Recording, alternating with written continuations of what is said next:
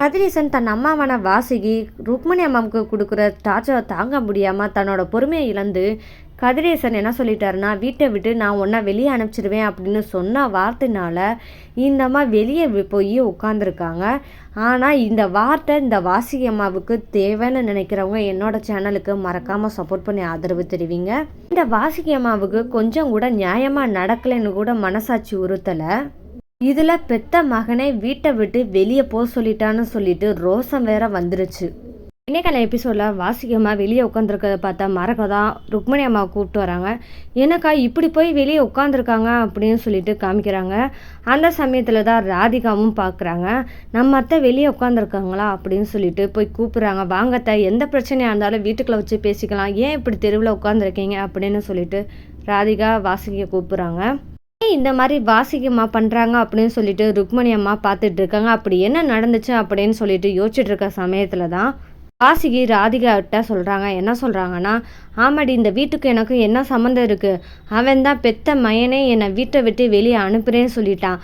அப்படி இருக்கிற சமயத்தில் நான் எப்படி இந்த வீட்டுக்குள்ளே வர முடியும் அப்படின்னு சொல்கிறாங்க. பெத்த மகன் என்னை வீட்டை விட்டு வெளியே அனுப்புனா அந்த பாவம் என் மகனை தான் பிடிக்கும், அதுக்கு பதிலாக அவன் துரத்துறதுக்கு பதிலாக நானே வீட்டை விட்டு வெளியே வந்துடலாம் சொல்லி தான் நான் உட்காந்துருக்கேன் அப்படின்னு சொல்கிறாங்க.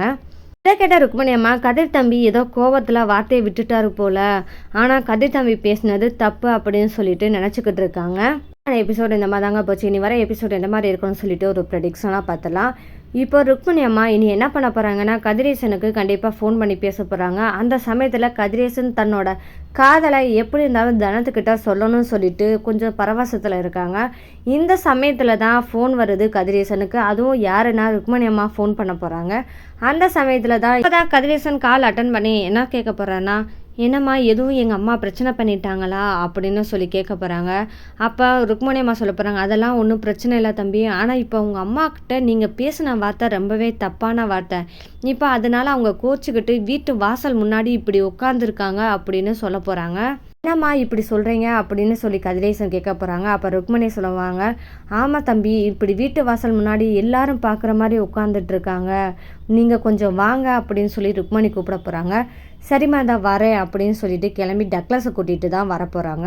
யாரெல்லாம் கண்டிப்பாக ராதிகா வீட்டை விட்டு கிளம்பணும் அப்படின்னு நீங்கள் நினைக்கிறீங்களோ என்னோட சேனலுக்கு மறக்காமல் சப்போர்ட் பண்ணி ஆதரவு தெரிவிங்க. இனி வர எபிசோடில் கண்டிப்பாக ராதிகா வீட்டை விட்டு வெளியே போக தான் போகிறாங்க அப்படின்ற தருணம் சீக்கிரமாகவே வரப்போகுதுன்னு சொல்லலாம்.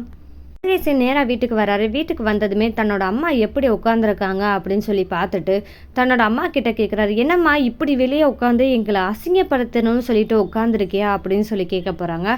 அப்போ தான் வாசுகி சொல்ல போகிறான், ஆமாடா, நீ வீட்டை விட்டு வெளியே அனுப்புவேன் அப்படின்னு சொன்ன, நீ ஏன் அனுப்பணும் அப்படின்னு சொல்லிட்டு நானே வெளியே வந்து உட்காந்துட்டேன், இதில் என்ன தப்பு இருக்குது, நீயே வெளியே அனுப்புறதுக்கு முன்னாடி நானே வெளியே வந்துட்டேன், இதனால உனக்கு என்னப்பா பிரச்சனை அப்படின்னு சொல்லி வாசுகி கேட்க போகிறாங்க.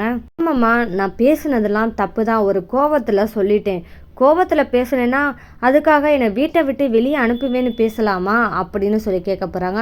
ஆமாம்மா, நான் எத்தனை தடவை சொல்லி பார்த்தாலும் நீ திருந்தவே மாட்டேங்கிற, ருக்மணி அம்மாவுக்கும் இந்த வீட்டுக்கும் சம்மந்தம் இருக்குது, அவங்களுக்கும் உரிமை இருக்குது அப்படின்னு சொன்னால் நீ கேட்காம அவங்களோட பிரச்சனை பண்ணிக்கிட்டே இருந்தா அப்போ நான் ஒரு அளவுக்கு மீறி என்னால் முடியலை, அதனால தான் நான் அப்படி பேசிட்டேன் அப்படின்னு சொல்லிட்டு கதிரேசன் சொல்ல போகிறாரு. அடுத்ததா கதிரேசன், சரிம்மா நான் பண்ணது தப்பு தான், என்னை மன்னிச்சிரு, வாமா வீட்டுக்குள்ளே போவோம், இனிமேல் அந்த வார்த்தையை நான் சொல்ல மாட்டேன், எப்பவும் உன்னை வீட்டை விட்டு வெளியே அனுப்ப மாட்டேன் அப்படின்னு சொல்லி கதிரேசன் சொல்ல போகிறாரு.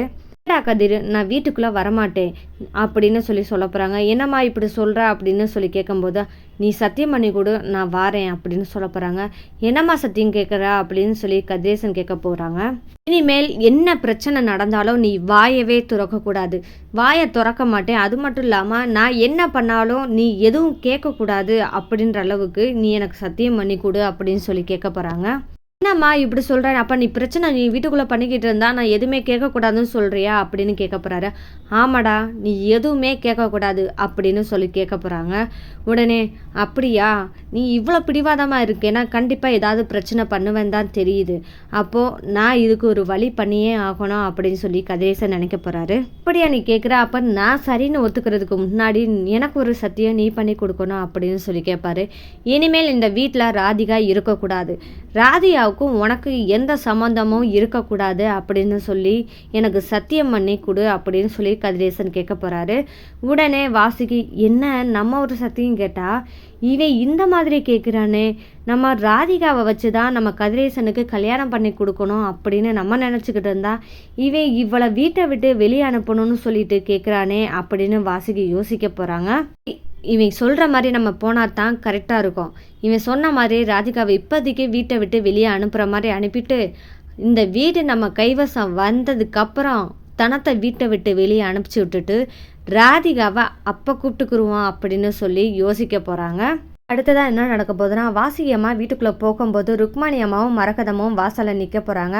அப்போ மரகதம் இந்த அம்மா பாரு எந்த நடிப்பு எவ்வளோ தூரத்துக்கு நடித்து எவ்வளோ வேலை பார்க்குது அப்படின்னு சொல்லிட்டு பார்க்க போகிறாங்க. ஆனால் வாசுகி ருக்மணி அம்மாவை கொஞ்சம் எகத்தாளமாகவே பார்க்க போகிறாங்கன்னு சொல்லலாம்.